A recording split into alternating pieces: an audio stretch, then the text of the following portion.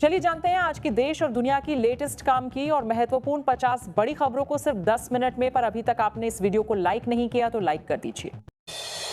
America, Israel और Iran के बीच जारी तनाव अनिश्चितता के भंवर में फंसा हुआ है। दोनों पक्षों के बीच शांति समझौता नहीं हो पा रहा है और पाकिस्तान में होने वाली दूसरे दौर की वार्ता को लेकर भी असमंजस की स्थिति बनी हुई है। ईरान ने साफ संकेत दिया है कि जब तक हॉर्मुज क्षेत्र में अमेरिकी नाकेबंदी नहीं हटाई जाती तब तक बातचीत आगे नहीं बढ़ेगी। वहीं इस बैठक में अमेरिकी राष्ट्रपति ट्रंप के शामिल होने की भी संभावना जताई जा रही है। इसी बीच प्रधानमंत्री मोदी ने इस मुद्दे पर बयान दिया। दक्षिण कोरिया के राष्ट्रपति के साथ वार्ता के बाद उन्होंने कहा कि भारत शांति के पक्ष में खड़ा है। वैश्विक तनाव के बीच भारत लगातार शांति का संदेश देता रहा है। भारत और अमेरिका के बीच ट्रेड डील को लेकर सकारात्मक खबर सामने आई है। इसी हफ्ते भारत का एक प्रतिनिधिमंडल वॉशिंगटन पहुंचने वाला है। भारत में अमेरिकी राजदूत ने कहा कि ये दोनों देशों के लिए फायदे का सौदा साबित होगा। दिल्ली में हुई डेलीगेशन स्तर की वार्ता में भारत और दक्षिण कोरिया के बीच कई अहम समझौतों पर हस्ताक्षर हुए। इस बैठक में व्यापार, निवेश, आर्टिफिशियल इंटेलिजेंस और सेमीकंडक्टर जैसे मुद्दों पर चर्चा हुई। बैठक के बाद दोनों नेताओं ने पौधारोपण भी किया।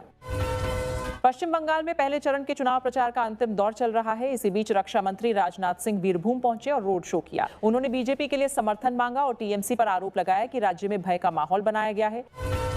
पश्चिम बंगाल के बीरभूम में मुख्यमंत्री ममता बनर्जी ने चुनावी रैली में प्रधानमंत्री मोदी पर निशाना साधते हुए उन्हें ड्रामेबाज बताया और कहा कि जनता अब इनका स्क्रिप्टेड ड्रामा समझ चुकी है।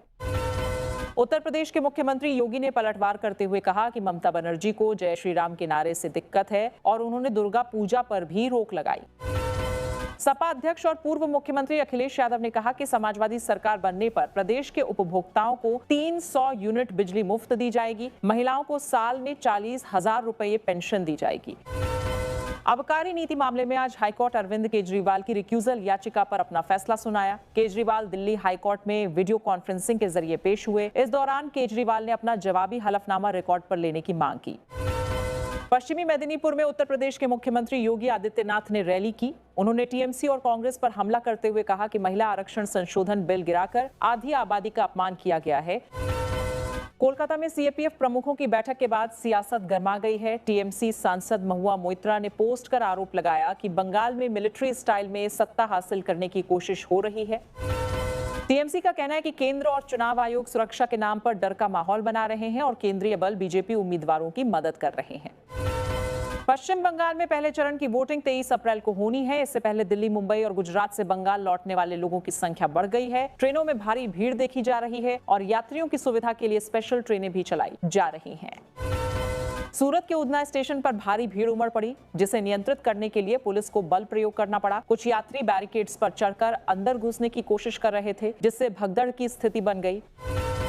तमिलनाडु में राहुल गांधी ने रैली के दौरान प्रधानमंत्री मोदी पर आरोप लगाया कि वे ट्रंप के इशारे पर काम करते हैं। उन्होंने कहा कि अंतर्राष्ट्रीय मुद्दों पर भारत की छवि को नुकसान पहुंचा है।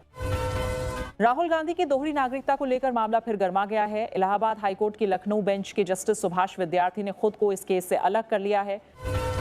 नेशनल हेराल्ड केस में गांधी परिवार को राहत मिली है। दिल्ली हाईकोर्ट में ईडी की याचिका पर सुनवाई टल गई है और अब अगली सुनवाई 25 अप्रैल को होगी। नेशनल टेस्टिंग एजेंसी द्वारा जारी जेईई मेन के रिजल्ट में इस बार भी कोटा का दबदबा देखने को मिला। कोटा के छात्र कबीर छिल्लर ने 300 में 300 अंक हासिल कर ऑल इंडिया रैंक 1 प्राप्त की। साउथ 24 परगना में चुनाव प्रचार के दौरान बीजेपी के 2 कार्यकर्ताओं पर हमला हुआ। आरोप टीएमसी कार्यकर्ताओं पर लगा है। घायल कार्यकर्ताओं को अस्पताल में भर्ती कराया गया है। वहीं उसी इलाके में फायरिंग की घटना भी सामने आई, जिसमें एक टीएमसी कार्यकर्ता घायल हुआ। आरोप बीजेपी पर लगाया गया है और पुलिस मामले की जांच कर रही है। तमिलनाडु में चुनाव प्रचार अपने अंतिम चरण में है। कन्याकुमारी में राहुल गांधी ने रैली की और एआईडीएमके व बीजेपी पर आरोप लगाया कि एआईडीएमके ने भ्रष्टाचार के चलते बीजेपी के सामने आत्मसमर्पण कर दिया है। उन्होंने आरएसएस पर भी निशाना साधते हुए कहा कि यह संगठन द्रविड़ विचारधारा के खिलाफ है।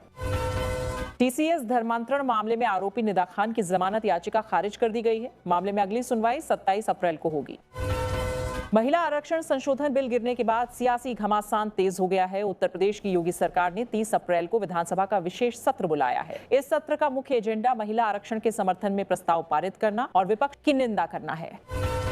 पटना में एनडीए की महिला कार्यकर्ताओं ने जन आक्रोश महिला पद यात्रा निकाली। हजारों महिलाएं तिरंगा लेकर सड़कों पर उतरी और महिला आरक्षण के समर्थन में नारे लगाए। AIM प्रमुख ओवैसी ने गुजरात के लिंबायत में एक सभा को संबोधित करते हुए कहा कि देश के बंटवारे के लिए मुसलमान जिम्मेदार नहीं थे, बल्कि इसके लिए कांग्रेस जिम्मेदार। उन्होंने कहा कि मौलाना आजाद ने भी अपनी किताब में इसका जिक्र किया है। ओवैसी ने बीजेपी पर हमला करते हुए कहा कि संविधान के दायरे में रहकर बीजेपी को चुनौती देने वाली सिर्फ उनकी पार्टी है।